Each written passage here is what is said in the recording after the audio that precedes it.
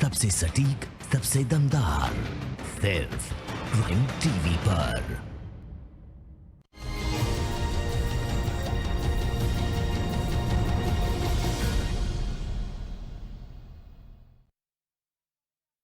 है prime TV और मैं कीर्ति लेकर हाजिर हूं इस वक्त की कुछ बड़ी खबरें। तो इस वक्त की बड़ी खबर, सीएम योगी ने किया नोएडा के इंडोर स्टेडियम का उद्घाटन। वर्चुअल माध्यम से आयोजित हुआ कार्यक्रम। नोएडा को मिली स्टेडियम की सौगात। स्टेडियम में 4000 दर्शकों के बैठने की क्षमता। सीएम योगी ने राष्ट्रीय कुश्ती चैंपियनशिप का भी किया उद्घाटन।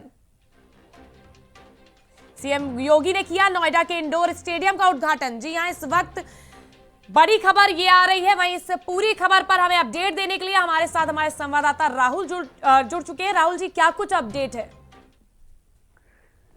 कृति, आपको बताना चाहेंगे कि सेक्टर 21A में स्थित स्टेडियम में बने इंडोर स्टेडियम का आज मुख्यमंत्री योगी आदित्यनाथ ने वर्चुअल लोकार्पण करेंगे। 25 जनवरी को उत्तर प्रदेश दिवस में सेक्टर 33 में नोएडा के शिल्प हाट में आकर अन्य परियोजनाओं का शिलान्यास और लोकार्पण करना था। 101 एकड़ की परियोजनाएं की तैयारी करनी थी, जिसपे औद्योगिक विकास मंत्री सतीश महाना, गौतम बुद्ध नगर के सांसद डॉक्टर महेश शर्मा, राज्यसभा सांसद सुरेंद्र सिंह नागर और नोएडा के विधायक पंकज सिंह जेवर जी उपस्थित रहेंगे। बता दें कि स्टेडियम में कुश्ती का आयोजन होने वाला था। इसमें मुख्य अतिथि के रूप में मुख्यमंत्री योगी आदित्यनाथ शिरकत करना था, लेकिन किसी कारणवश से कुश्ती का वर्चुअल ही किया जाएगा, जिसे कि नहीं आ पाएंगे। बिल्कुल जी। और मैं आपको बताना चाहूंगा मैम कि कृति, आपको बताना चाहूंगा कि जो स्टेडियम की खासियत है, इसमें यूपी के जो कि कुछ खिलाड़ी होते थे जो कि दिल्ली जाकर अपना वो करते थे, जाते थे, अपना कुछ प्रैक्टिस करते थे। अब इस स्टेडियम की खासियत ये रहेगी कि इसमें बैडमिंटन के 8 नग, जूडो के 2 नग, टेबल टेनिस के 14 नग, कुश्ती के 2 नग, बास्केटबॉल के 2 नग, टेनिस के 2 नग, बैडमिंटन हॉल के 1 नग और वॉलीबॉल के 3 नग, भारोत्तोलन के 1 नग, जिम्नास्टिक के 3 नग, ताइक्वांडो के 2 नग जो कि शामिल है। और इससे तमाम क्षेत्रों के तमाम विभिन्न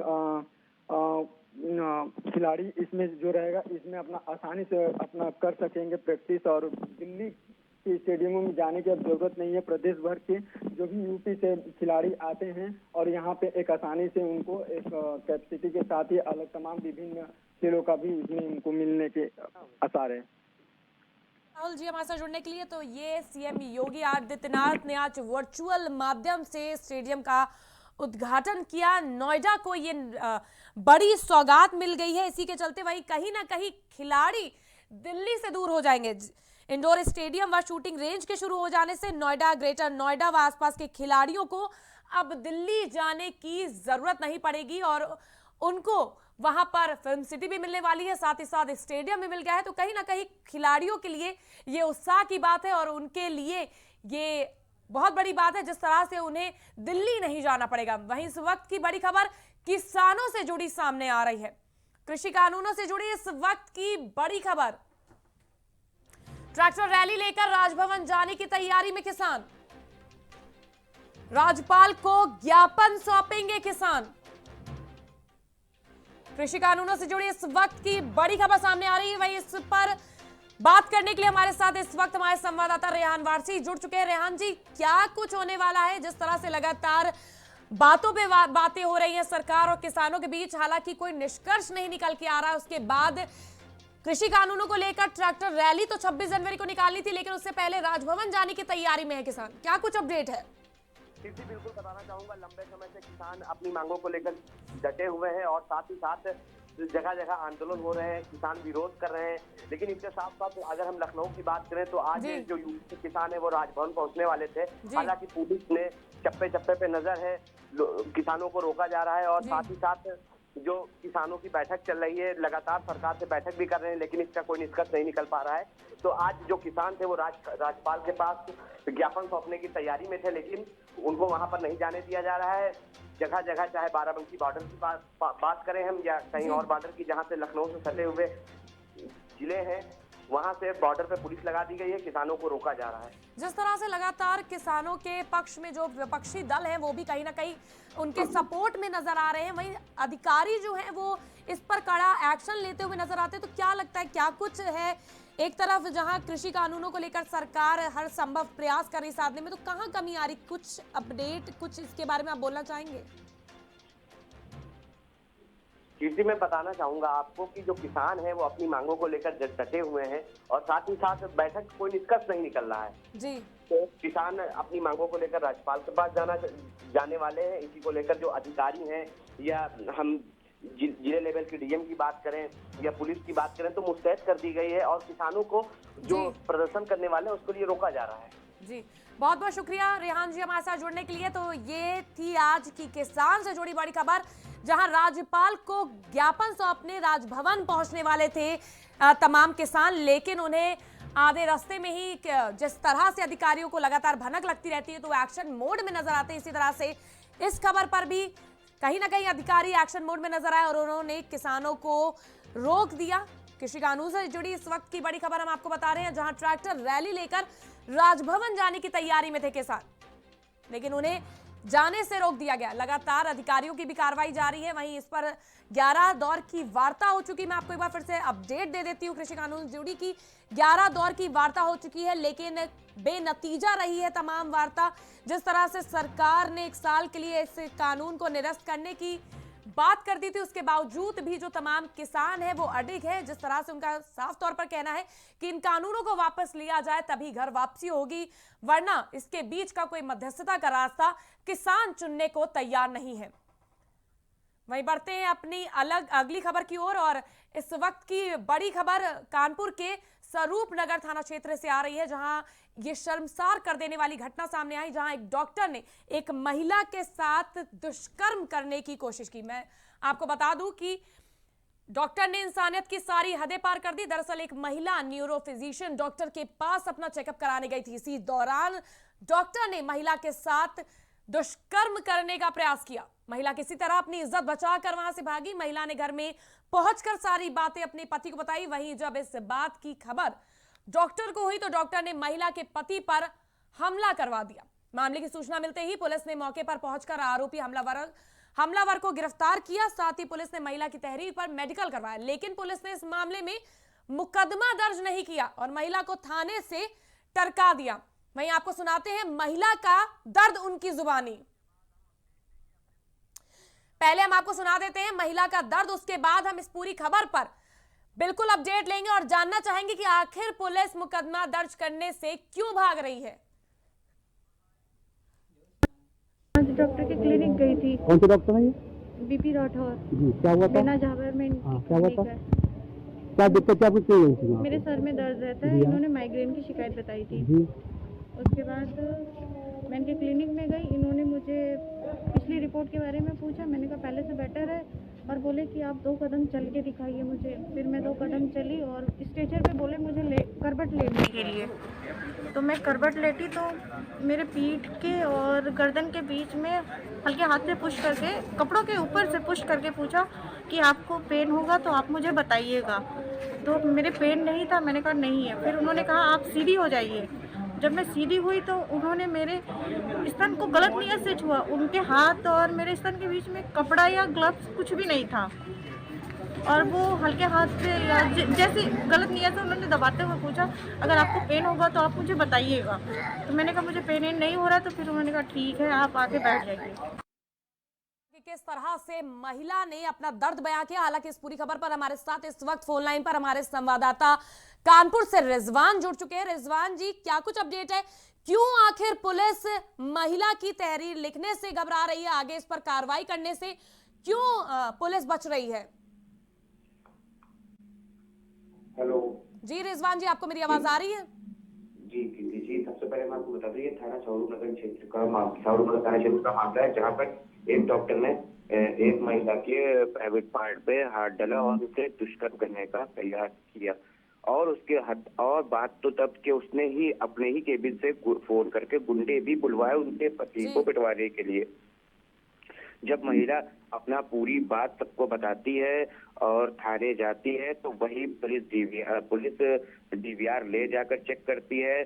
सब हरकतें देखने के बाद भी महिला का प्रार्थना पत्र लेकर और पुलिस बस आश्वासन देती है कि कल आइएगा, रिपोर्ट दर्ज हो जाएगी, थोड़ी देर बाद आइएगा, रिपोर्ट दर्ज हो जाएगी। जी, तो कहीं ना कहीं इससे साफ उजागर होता है कि डॉक्टर और पुलिस की मिली भगत के चलते ये सब कुछ हो रहा है। कहीं ना कहीं कहीं ना कहीं वहीं पर लोगों का भी कहना ये कि डॉक्टर ने इतनी शर्मनाक हरकत की थी, उसके बाद फिर मारा भी और फिर भी रिपोर्ट नहीं दर्ज की। तो कहीं ना कहीं पुलिस की यहाँ पर पुलिस का बस आश्वासन के नाम पर कुछ समझ में नहीं। तो वहीं आला अधिकारियों ने महिला सशक्तिकरण के लिए हर थाने में केबिन भी खोल रखा है कि महिला की रिपोर्ट, प्रथम रिपोर्ट महिला की दर्ज की जाएगी। उसके बाद भी कहीं ना कहीं पुलिस की ये चूक है या पुलिस की भूल है, कहीं ना कहीं पुलिस भी इस बात को ये दर्शा रही है कि रिपोर्ट नहीं, महिला की भी रिपोर्ट नहीं लिखी जा रही। तो क्या आगे पुलिस अधिकारी इस पर कोई एक्शन लेंगे या जिस अधिकारियों का ऐसा ही जो रुख है वो अख्तियार रहेगा? कहीं ना कहीं मामला आला अधिकारी तक पहुंच गया है तो कहीं ना कहीं पुलिस पर एक्शन लेगी। जो अभी का था, जो कल का था मामला, वो तो बस इतना ही मामला था और आगे का जो मामला है आला अधिकारियों ने इसको संज्ञान में लिया, संज्ञान में लेकर जांच का आश्वासन दिया। बहुत बहुत शुक्रिया रिजवान जी हमारे साथ जुड़ने के लिए। आश्वासन पर आश्वासन, लेकिन किसी तरह की कोई कार्रवाई नहीं की जाती है। महिला खुद अपना दर्द बयां करती है लेकिन पुलिस सिर्फ कार्रवाई का आश्वासन देकर चुप्पी साध लेती है। आखिर कब तक महिला सशक्तिकरण की बात जिस देश में होती है वहां कब तक इस तरह से महिलाओं के साथ अपराध होता रहेगा और कब तक महिलाओं के रक्षक पुलिस ही महिलाओं के भक्षक बनकर कोई कार्रवाई नहीं करेंगे। वहीं आगे बढ़ते हैं और इस वक्त की बड़ी खबर तमिलनाडु के रामेश्वर से सामने आ रही है। इस वक्त की बड़ी खबर तमिलनाडु के रामेश्वरम में आग, रामेश्वर में नदी में लगी आग, बीच समंदर में जलती रही नाव। वहीं इस वक्त की बड़ी खबर लखनऊ से सामने आ रही है। लखनऊ से इस वक्त की बड़ी खबर सामने आ रही है, तो चलिए आपको दिखाते हैं कि लखनऊ से इस वक्त की बड़ी खबर क्या सामने आ रही है। और मैं आपको बता दूं कि पिछले 5 सालों में 84 लाख से ज्यादा मतदाता बढ़े। 25 जनवरी को होगा मतदाता दिवस पर ई मतदाता पहचान पत्र का होगा शुभारंभ। यूपी निर्वाचन आयोग ने जारी की मतदाता सूची। पिछले 5 सालों में 84 लाख वोटर्स की संख्या में हुआ इजाफा। 25 जनवरी को होगा मतदाता दिवस का आयोजन। वहीं इस खबर पर हमारे साथ हमारे संवाददाता रेहान वारसी जुड़ चुके हैं। रेहान वारसी जी, मतदाता दिवस पर ई मतदाता पहचान पत्र की क्या कुछ अपडेट है? यूपी निर्वाचन आयोग ने भी मतदाता सूची जारी कर दी है, क्या कुछ अपडेट सामने आ रही है? जी कीर्ति, बिल्कुल पंचायत चुनाव नजदीक आ चुके हैं और इसको लेकर निर्वाचन आयोग ने सारी तैयारियां पूरी कर ली हैं। जो वोटर लिस्ट है उसमें 12,27,99,686 वोटर हैं और त्रिस्तरीय पंचायत चुनाव को लेकर यूपी में मतदाता सूची जारी कर दी गई है। साथ ही साथ चुनाव की तैयारियां और लगभग यही कयास लगाए जा रहे हैं कि जो यूपी सरकार है वो बहुत ही जल्द पंचायत चुनाव करवा देगी, क्योंकि विपक्ष भी चुनाव को लेकर हावी हो रहा है। प्रधानों का कार्यकाल खत्म हो चुका है। जी, वहीं यूपी निर्वाचन का जो तमाम वोटर्स हैं और जो जिनके आधार वोटर आईडी कार्ड नहीं बने हुए उनके लिए क्या कुछ नई चीजें निकाली गई हैं? जिस तरह से अब ऑनलाइन भी आप बनवा सकते हैं अपना वोटर आईडी कार्ड, इसको लेकर क्या कुछ अपडेट है?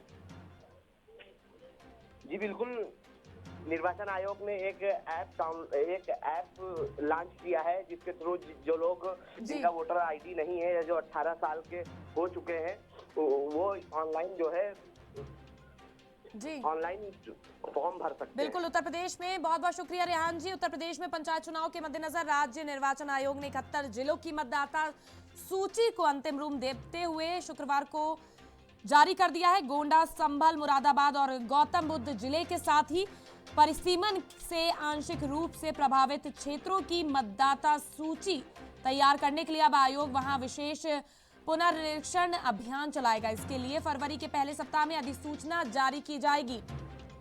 बता दें कि उत्तर प्रदेश में त्रिस्तरीय पंचायत चुनाव के लिए आयोग द्वारा 4 दिसंबर को मतदाता सूची के वृहद पुनर्निरीक्षण की अधिसूचना जारी की गई थी। अधिसूचना के मुताबिक शुक्रवार को ज्यादातर जिलों की मतदाता सूची का अंतिम रूप से प्रकाशन कर दिया गया है। वहीं सूची से हटाए गए 1.8 करोड़ नाम। पिछले 5 सालों में 84 लाख वोटर्स की संख्या में इजाफा हुआ है।